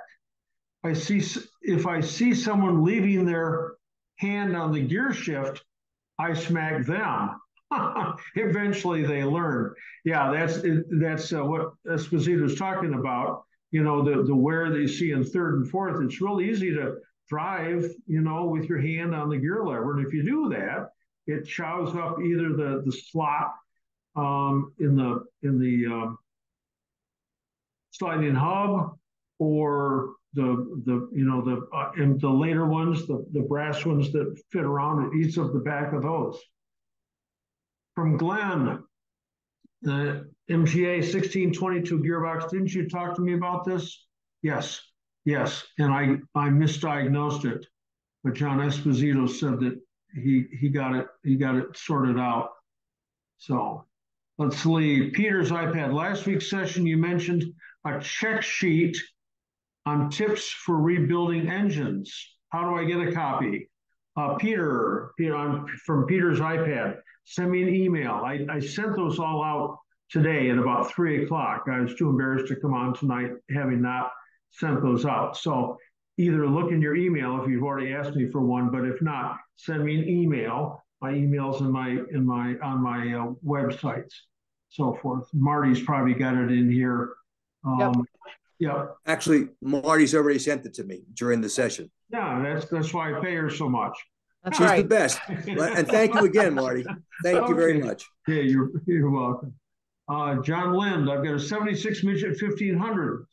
Sometimes when I am at speed and coast in neutral with my foot off the clutch pedal, I hear a noise that sounds like plates sporadically rotating against each other. No grinding sound, no vibration through the pedal or the shifter. Does not happen often. What might it be? A 76 Midget 1500. When I'm at speed and coast in neutral with my foot off the clutch, so the clutch is engaged, but it's just off, and you get a rattling sound. Sounds like plates rubbing against each other. Yeah. I got my eyes closed here because I'm starting at the differential, when there's no load, and everything's loose and it's kind of banging back and forth. It could be the spider gears in the differential. It could be the drive shaft. It could be the U-joints in the drive shaft. There's what's the deal with a Midget 1500 drive shaft? It's real hard to grease, and there's a slip joint, and so that freezes up. But on the inside of the gearbox, it just feels like it's coming out from the front where the shift mechanism is. So it feels like it's noises. The sound is coming from the front. Yeah, noises move a lot. Yeah. But when it's not, it's almost like light metal plates kind of like going past each other and sporadically kind of. But if you grab a hold of the shifter, that push it around or anything, that doesn't change the noise. It doesn't seem to have an effect, but it doesn't happen that often. It's usually like if I'm at speed and I'm going down a hill, say, or I just disengage the transmission and just let it kind of freewheel. I get this kind of most of the noises that come from that are differential noises that get transmitted up the drive shaft. But but check the drive shaft for the U-joints. Check the bolts of the drive shaft to make sure they're tight. If you're underneath the car and you pull on the handbrake, just by hand to tighten them up, you can turn the drive shaft by hand. I can't give you. Can I ask you a question? Yeah. Last week, or I think it was last week, I had a question about my 1500, and it sounded like I was getting a chunk in the sound in the diff, where it comes like over my right elbow, and I can sort of feel where the sound is coming from.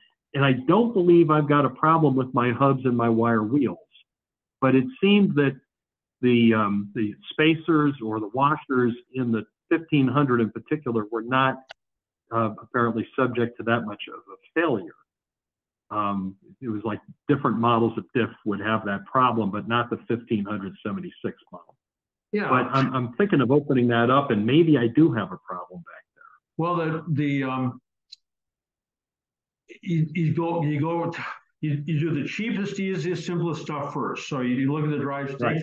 You got to take the drive shaft off to get the pig out anyway, and you got to take the half shafts out to get the pig out. And you got probably 3.9 in there. They went to a 3.7 eventually, but I think that was just 78 and 79. So you get a little more highway speed for RPM. Check But that it- pin too, that pivot pin on the clutch mechanism, because that made all sorts of weird noises on mine when that came loose. And that's But- an easy Okay. check. But this is under free float. Yeah, I know, but figured if you're under there, check it. Yes. Okay. So Okay. there's this pin on the right, on the right hand side of the gearbox that the release bearing fork pivots on, and that falls out. And you can take about a 5-inch 5/16 bolt and just drop it in from the top and just leave it. You don't have to put a nut on the bottom or anything, because it isn't going to ever go anywhere, because it's got the cap on the bolt, so it isn't going to fall through. Yeah, I haven't seen that, but that usually makes more noise, like when you're changing you're using the clutch. But anyway, so those are some hints. But stay in touch with me, so I know I've got a clue. I'm a funnel for information here. Not all this stuff is, almost everything's happened to me, but not everything.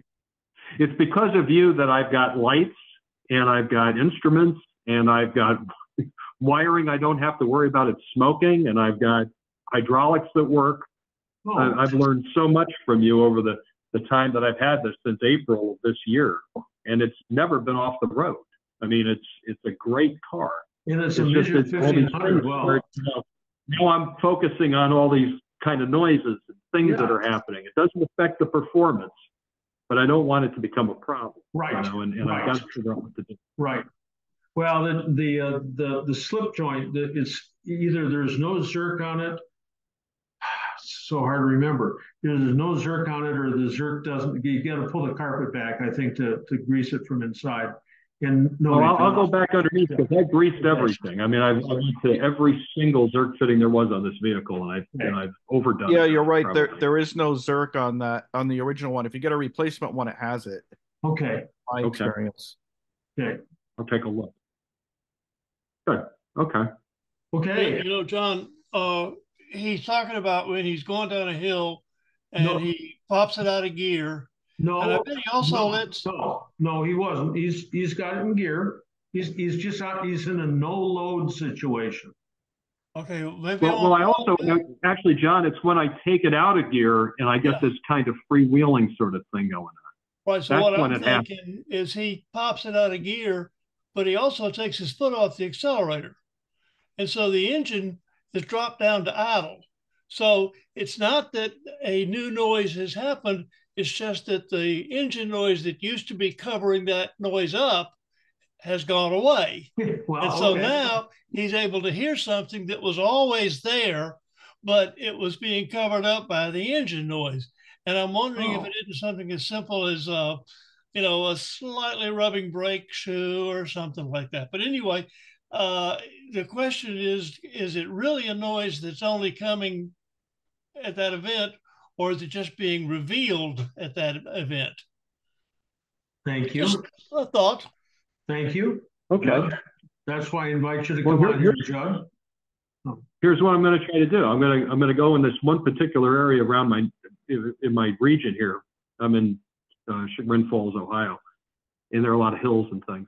I'm going to try it both ways and see if I can't diagnose it that way. I never thought about it being a sound that might be there covered by the engine. So I'm going to try to pay attention to that and see if I can create it. Great. Okay. Yeah, I got a lot to do. I misunderstood. I had no idea why you would have knocked it neutral at speed. So, John, those transmissions make a whirring, whooshing noise when they get warm anyway. All the gearboxes make whirring noises. The MGB one, especially, and it's exacerbated by putting a wooden gear shift knob on the car. They look cool. You put it on there, and all of a sudden it's like. But once you get going, like Judd says, the engine noise covers up the other noise. So yeah. We'll see what I can do with that. All right. Doug has said here, I have an overdrive transmission put into my 79B. I accelerate to about 50, click on the overdrive, and it drops 500 to 600 RPM, all good. I go about a mile and stop. Just a second, I got stuff in the way. I can't read this. Just a minute here. Just let me see what I can. There we go. Click on the overdrive, and the overdrive goes in and out approximately 2 seconds apart. I switch off the overdrive and run as a 4-speed, and it runs okay. So here, I missed something. Oh, I'm sorry, I didn't get the whole thing here. I go about a mile and stop, start back up again to 50 miles an hour, click on the overdrive, and the overdrive goes in and out approximately 2 seconds apart. It's cycling. Is this what, are you still on, Doug? Yeah, I'm here. So it's cycling in and out of overdrive? Yes, it goes. When you got the overdrive on. Yes. Okay. So we're lube. After it's hot. So that means that we haven't got enough oil pressure. And that means that you change the oil to start off with. And Esposito says use 30 weight because it's got a non-detergent. Because sometimes, I've never run into this myself, but he says sometimes you can get some frothing and the little bubbles will cause a problem in the oil pump, and you just can't get the 450 pounds of pressure you're supposed to have out of there. So change the oil first. See if that does it.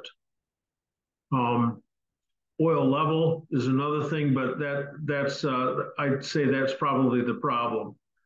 Is the oil, and then beyond that, if that doesn't solve it, then guess what? You get to take the filter assembly off and let it drip dry for a little while, and then go up underneath and take that oil filter assembly, that plate with the 8 screws, drop that out of the way, let it drip dry for a while, and then get underneath and turn the drive shaft and watch the oil pump bob up and down and make sure it's got full movement. What does that mean? What's full movement? Well, sometimes the wheel on the overdrive follower, the piston that goes into the oil pump, is loose and you get lost motion, and it just doesn't move that piston up and down enough. You can buy a new oil pump. It's not easy to install, but it's easier than taking the gearbox out. So anyway, those are all some ideas there. I was hoping you'd say it was electrical. It's a fault of the driver. That's let's see. Pat Garrity, I can tell you how to use a hose clamp and 6 nails to assemble a synchro hub. Yep, yep. I always took the that's just tedious. I always took we had lots of used hubs, and I just ground them just like the 18G2122 special tool. But yeah, thanks, Pat. Let's see, here we go. iPhone, Jason. I've got a 1980 MGB. I found an overdrive tranny for it. It's out of an 80 LE. What should I look? Can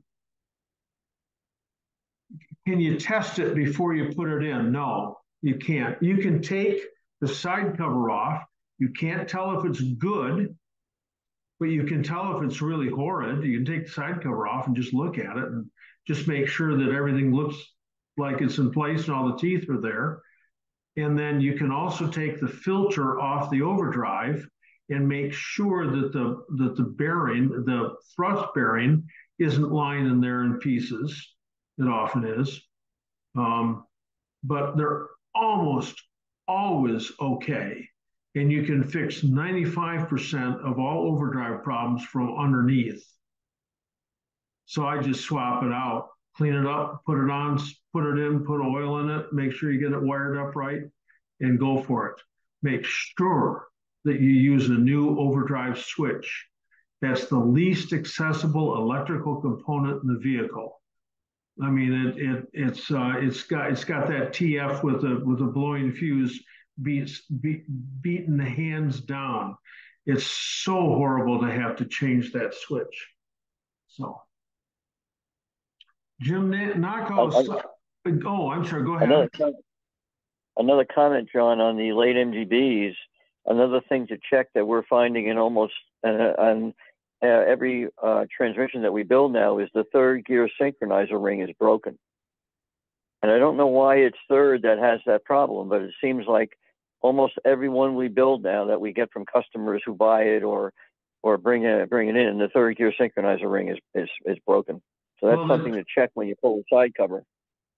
The fourth gear doesn't break because you're only going into it, and the 1-2s are the construction is got those it's got thicker bulk those houses on the side of the bulkhead ring, right? Yep. And I think the ones that you buy now from Moss, I think, are all the same, and they're all the heavier duty ones that were used in first and second. That's always been my impression. Yeah. So and you can't tell if the synchro is faulty though by taking off the side cover. That's the the way you do it is shift it through the gears and watch the synchro ring and see how much clearance you have between the synchro ring and the gear face. That tells you whether there's minimum of 25 thousandths. Okay. Thank you. I never thought you could do that because I'm thinking about looking at the synchro ring itself to see if it's cracked. But okay, got it. Yeah. Very cool. And like you said, they're notorious for dropping those thrust washers in the main case in the overdrive. Yeah, I made up a bunch of thicker ones that you just go ahead and stick them in. I used to have an end mill. We clean up the case a little bit, but really don't. I found out you really don't even have to do that. But we're also seeing a lot now with broken circlips on the thrust ring housing that hold the clutch onto the thrust ring housing.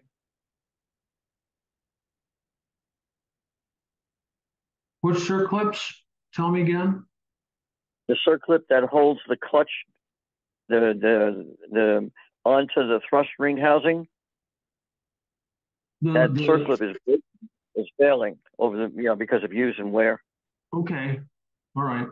Thank you. Sometimes you find that circlip in the filter as well. Okay, thank you.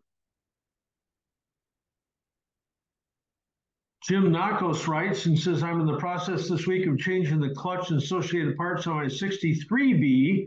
I noticed that the splined input shaft has a little side-to-side play, about 40 thousandths total play. Is that anything to worry about? I'd say no. Two other questions. The runout on the mating surface of the flywheel is about 6 thousandths. It should be about 3. Should that be machined? No, because it's machined flat.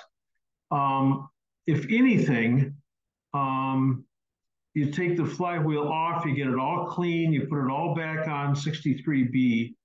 And if that doesn't work, you can take a piece of tin foil and put it on about between the crankshaft and the flywheel on the low side of the flywheel and tighten it all back down. But do this all by hand. Don't use a gun to tighten up those 3/8 bolts, because if you strip one of those nuts, if you strip one of those bolts, the whole engine's got to come apart to change the bolt.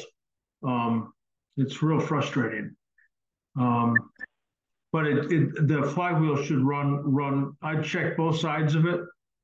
Maybe someone surfaced it at one point in the past and got the faces aren't parallel. They're on an angle or something. But I'd go for tighter than 6 thousandths. The angle speedo drive doesn't tighten down. So yeah, you want to use there's like a carburetor gasket washer that goes in there. I've used those before. Not a copper washer, but a softer washer than that. Maybe like it's not an AUC 2141 that you use on the fuel pumps or the banjo bolts. Not quite that big, but I wouldn't use a copper one there. Let's see. The most disturbing part is that when I drained the gearbox oil, there was a very little tooth from something in the drain plug. Yeah, probably first gear. That's, you know, it's frustrating. You can take the side cover off and take a look at the teeth. You sure don't want it to be an engagement tooth. Excuse me. Engagement tooth wouldn't be bad. You don't want it to be a constant mesh tooth. So I'd take the side cover off and turn it really, really slowly, looking at each gear as it comes around as best as you can, you know. Seems to be a real small for any of the speed gears. Funny thing that I never found a problem with the transmission other than the usual first gear grinding, and on rare occasions, I noticed some grinding downshifting into second. So yeah, that 63B uses a brass synchro. And again, John Esposito, do you lap those in, or do you have a good source for your synchros? Well, not only do we lap them in, but we find that some of them are warped so bad we have to put them in a press to make them flat against the gear again. Okay, all right, you do lap. All right, okay, yep. Yeah, I know. I was talking to Paul Deershaw out on the all synchro boxes, and for a while he said that the new ones come by, you know, they're not real. I guess they're not oval, but they're bent or something. He said we had to put them in a press. So yeah, they're warped. They're warped, and yeah, you have to put them in a press to straighten them out again, right? Okay. So anyway, going back to Jim in a 63 MGB. So, but you haven't really got this thing apart. You can take the side cover off and look in there and see if you see anything that's faulty. But if there wasn't very much wrong with it before, just doing the clutch, it's going to work the same as it did before. Make sure you put a new spigot bush in the back of the crankshaft, because that'll keep the first motion shaft from wallowing around in the back of the crankshaft. Ben Andrews on a four-cylinder overdrive. If a cone clutch is bad or suspect, are there any other parts to change while in there? Just all the O-rings. That's it. You know, on my daughter's car, I bought a used overdrive, and I'd never ever changed the axles on the Planet gears. Never did that. And hers were the overdrive that I bought is just awful. I had to buy a kit. I bought it from Moss, and it was like, you know, just three little shafts and a bunch of little needle rollers. And then, of course, how do you get the whole thing apart? It was a task. But you know, feel the Planet gears, feel those, and clean. The inside of the annulus just gets filled with metal shavings.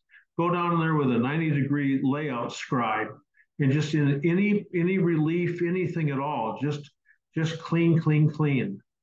And I always take a piece of sandpaper and sand the brake ring and the annulus where it comes up and touches the that cone clutch.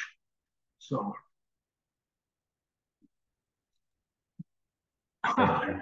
Dean Webb, Terry, thanks for the plane ride.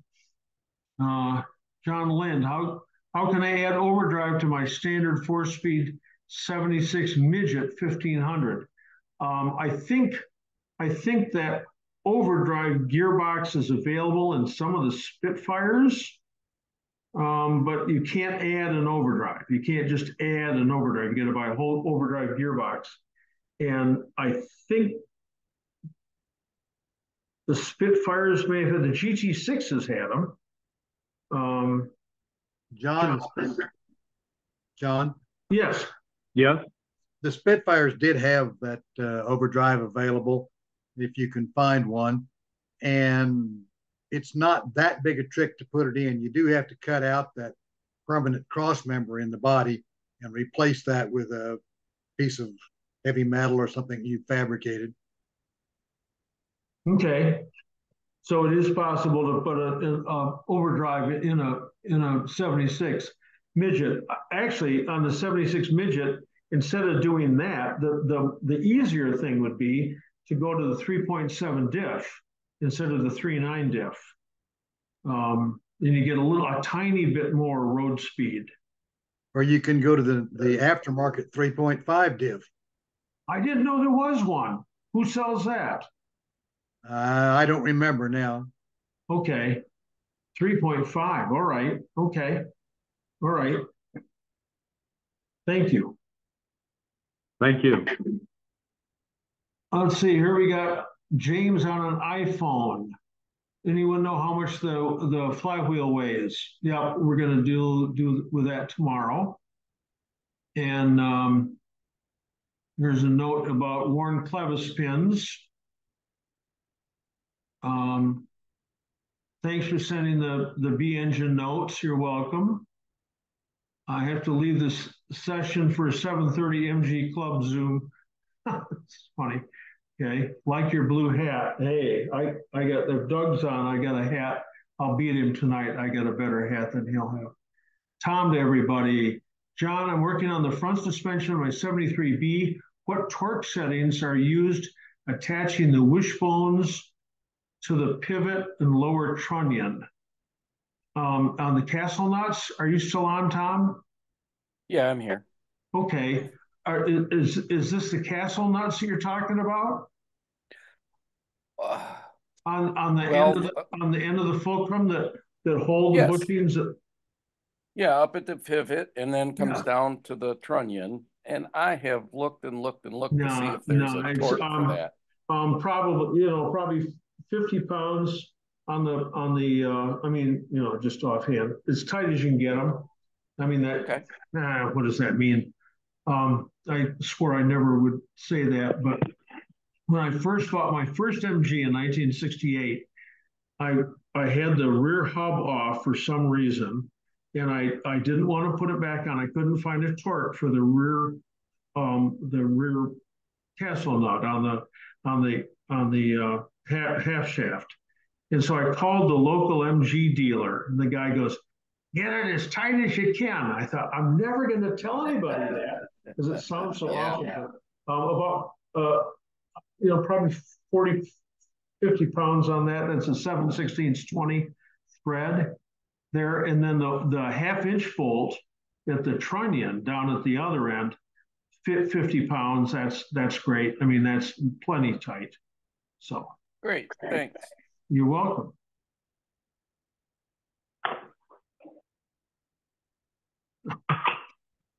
Jumped out of the back of a Northwest 727. That having to do with my comment about DB Cooper, I expect. Mark Vittlein, I have to jump off. Talk to you some more about he'll email me. What's the desired clearance for main and rod bearings? Bradley Schwartz. Around 1 to 2 on the rods, and about 2 to 3, 2 to 4 on the mains. So that's but it's all in your workshop manual. So that's someplace. Oh, what am I at the end? I'm at the end. It's 9:15. So, oh my gosh. Well, anyway, I want to thank very much. I want to thank John Esposito very much for coming on, because he does gearboxes every single day, and I do them about once a year now. I don't do them very free. I love doing gearboxes, and I still do them, but I don't have a shop anymore where I'm set up to do it. But anyway, John, thank you very, very much for coming on. Glad to hear you welcome. I hope I help somebody. Yeah.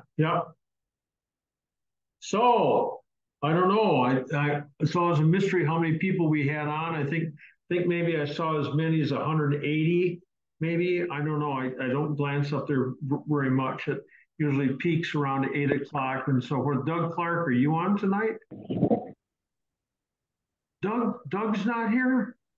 Oh, no. I have 189 as my head count. All right. I'll believe you. I'll believe All right. you. I'm the official today. Dave's not here. Oh my gosh.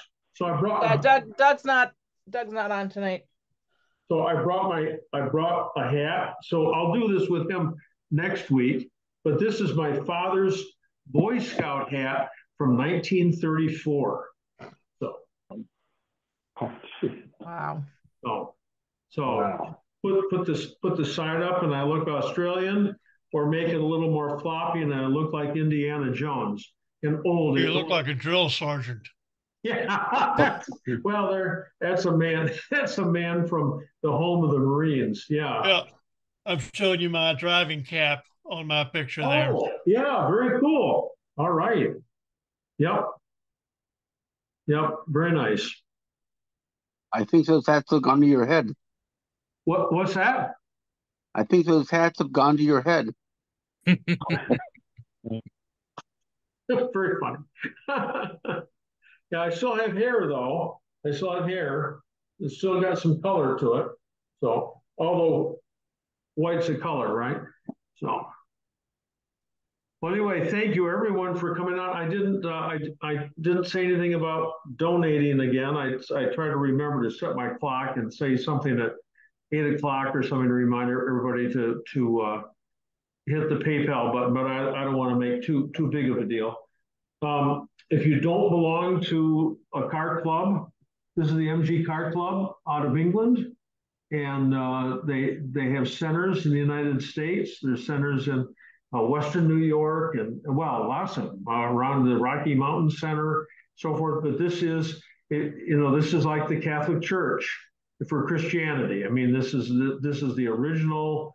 There's lots of breakaway clubs. The MG Owners Club, wonderful organization. They got parts out the wazoo, all nice magazine, all kinds of stuff going on. There's the Octagon Car Club in England. If you got a T-type, I still don't think they'll send any. What's the FBCC? If you're in South Carolina, it's the Foothills British Car Club. We got about 120 members. Nice. A full 2-lift garage with all the tools. And we have a lot of drives and a good time. Oh, I want to say that I'm going to be in Fairhope, Alabama. I'm going to be in Alabama during the month of February to do a couple seminars from there. And I'm going to do a seminar in Fairhope of the Southern Alabama British Car Club there. Did one last year, had a grand time, tuned up a 65 MGB. Wonder if it's got any miles on it since I tuned it. But anyway, that was a lot of fun. Had a lot of people there, had a really, really good time. It was packed.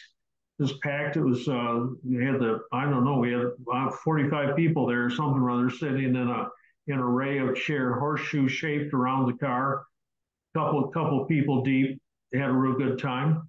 And I'm also going to be in I'm going to be in Florida during February, and I've yet to talk to Glenn to see if we can do a technical seminar at his shop. That would be just a lot of fun, because whatever I tell you to do, he'd tell you to do it a different way or not to do it or something. We have a real good time together too. We have a lot of fun bouncing ideas and techniques back and forth. So anyway, I'll put those on the next constant contact that I send out. So really, until then, it's been illustrative. I learned a whole bunch of stuff tonight, not the least of which is losing second and third gear because that brass washer broke between the speed gears. Never heard of that. Never saw it in my experience.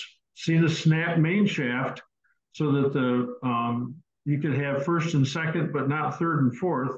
That was so weird. But